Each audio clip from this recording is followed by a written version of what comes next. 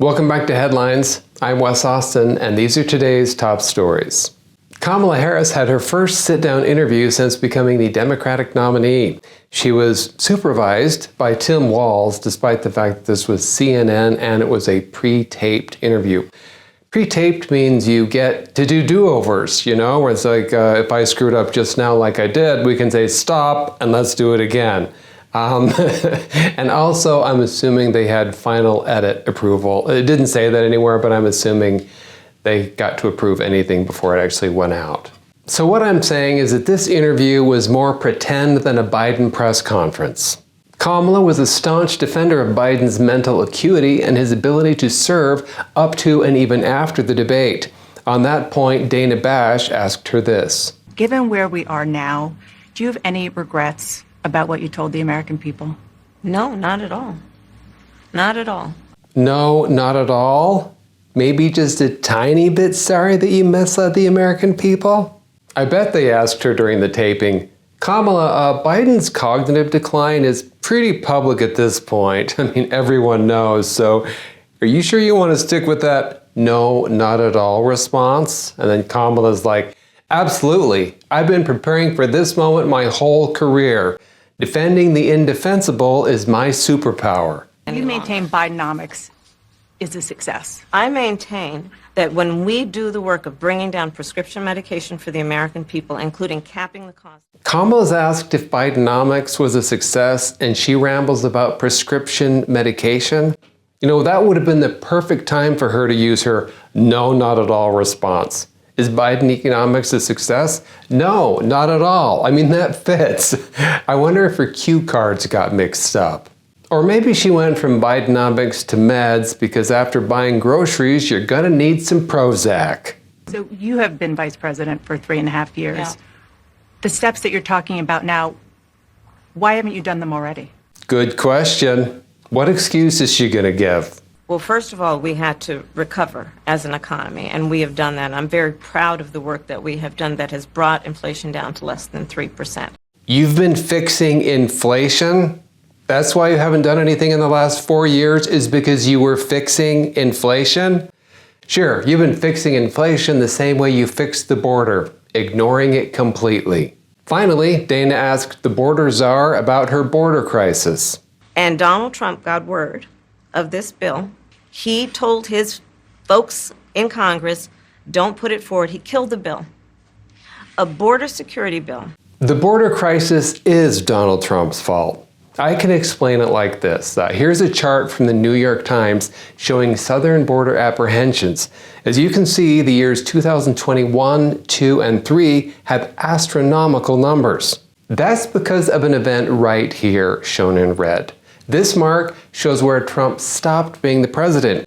Clearly, he held the illegal crossings down when he was the president just to make himself look good.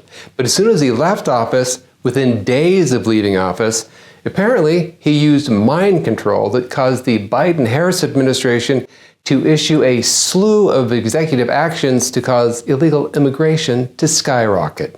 CNN's editors deserve an award for making Kamala's interview look like anything less than a complete disaster. I bet the director's cut would make us all nostalgic for the days of silent films. During his joint CNN interview with Kamala Harris, Tim Walz blamed his misrepresentations about his military service on bad grammar. You said that you carried weapons in war, but you have never deployed actually in a war zone. A campaign official said that you misspoke. Did you? Well, first of all, I'm incredibly proud. I've done 24 years of wearing the uniform of this country. My record speaks for itself. But Dana's not going to let him get away that easy. The idea that you said that you were in war. Yeah. Did you misspeak as the campaign has said? My wife, the English teacher, told me my grammar is not always correct. Oh boy, where do we even start with this one? First off, that wasn't bad grammar. This is bad grammar. I got deployed in a war zone. I done deployed in them war places and carried them war guns. I went to do the war zone and was carried away with those war's weaponings. And we can make sure that those weapons of war that I carried in war is the only place where those weapons are at. Yeah, that's not bad grammar. That's what I'd call a good old-fashioned lie. Tim Walz says his military record problems are just grammar errors. That's like saying, oops, I crashed a car because I didn't use that Oxford comma. So remember folks, next time you're caught in a lie, just blame it on your second grade English teacher. The Colorado governor dismissed concerns about the Venezuelan gang taking over apartment buildings in Aurora, Colorado, calling it imagination despite police reports and video evidence. I know it looks like gang members with guns, but it's really just kids practicing trick-or-treating. Sure, that kid is 6'2" with an AR-15, but hey, he just loves basketball and really realistic toy guns. The governor thinks it's just someone's imagination. They must have the latest Ring doorbells in Aurora, Colorado. The ones that let you record video, HD video, and imaginary Venezuelan prison gangs. If anyone gets shot, you don't need to take them to the hospital. Just sprinkle some pixie dust on them and they'll be fine. Maybe the governor can lend you some from his personal stash. The Department of Homeland Security is resuming a program that flies migrants into the United States from Cuba, Haiti, Nicaragua, and Venezuela, just 1 month after the program was halted due to fraud. So I guess the Biden-Harris administration saw the chaos at the border and thought, you know what this needs? More people with TSA pre-check. They've been flying up to 30,000 migrants into the U.S. every month under this program. Although the DHS did discover massive fraud, they are now going to resume the program. But don't worry, they'll perform additional vetting to stop the rampant fraud. The internal DHS report revealed sponsors were using dead people's info and fake numbers. The solution? More DHS vetting.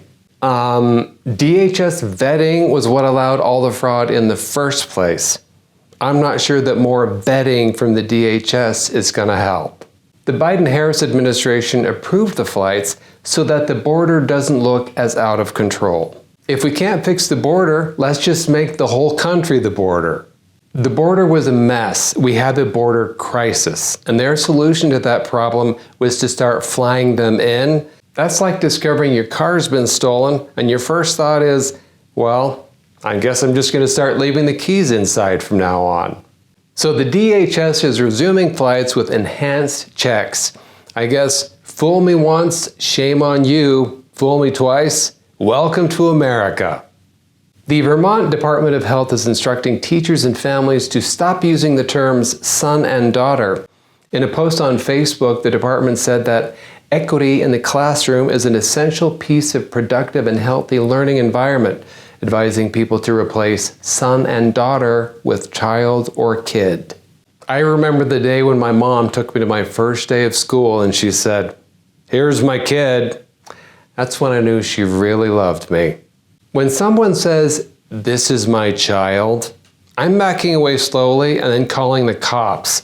That person probably has a bunker with 7 teenagers being held against their will. Vermont says son and daughter are out. But don't worry, confused and indoctrinated are still acceptable.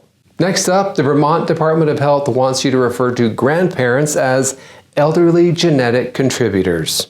Thanks for watching Headlines. I'm Wes Austin. Good night.